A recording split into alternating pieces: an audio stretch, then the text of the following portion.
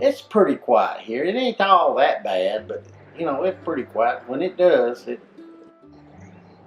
it's usually something big happens. The population is 409, but everybody's some way or another's kin to one another. When I first started, basically all we had to deal with is drunks, burglary, theft.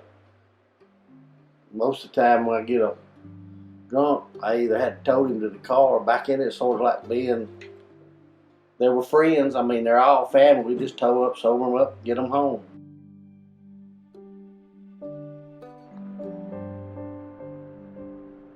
I never even fired my weapon at anybody.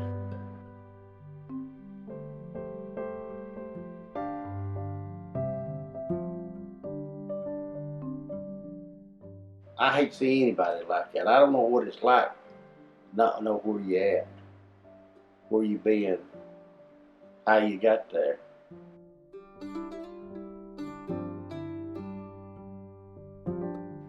If they don't break the law, I just feel like ain't nothing I can do unless I can get somebody, a family member, get them to a RMC or something.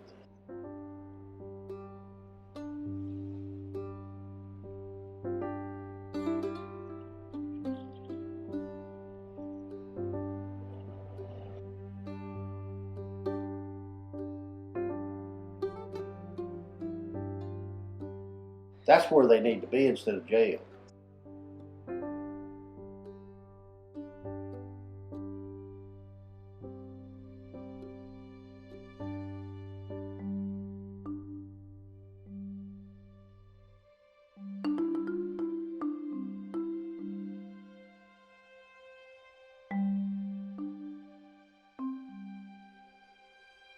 I have seen a lot since I've been policing here.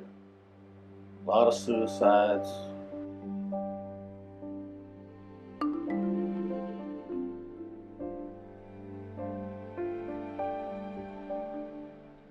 At the time, I didn't know him and his family were having problems. Me and John D. been friends for God, way before I started policing.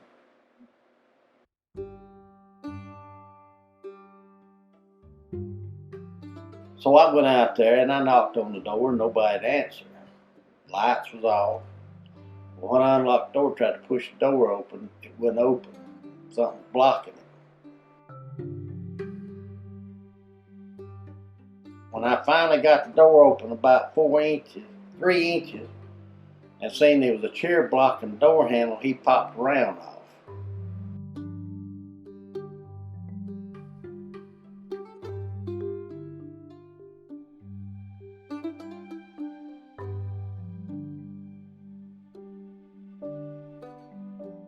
I was always talked to him when he was frustrated. That day he wasn't about to be talked to. He wasn't listening to nobody.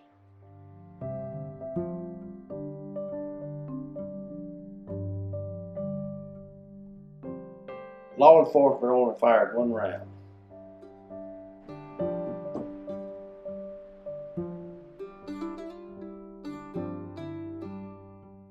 He was disabled.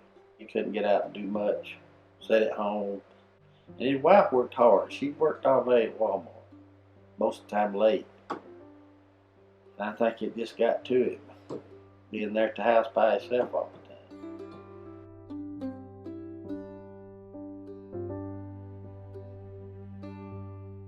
Never would have thought that had happened.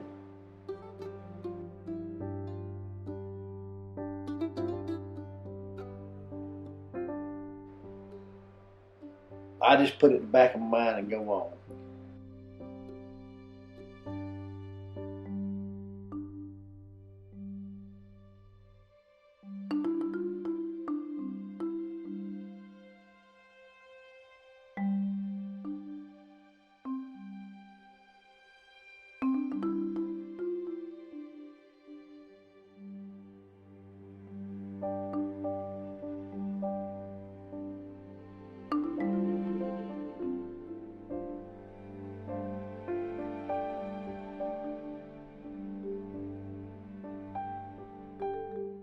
It's just something this country's gonna have to, some way or another, solve some way.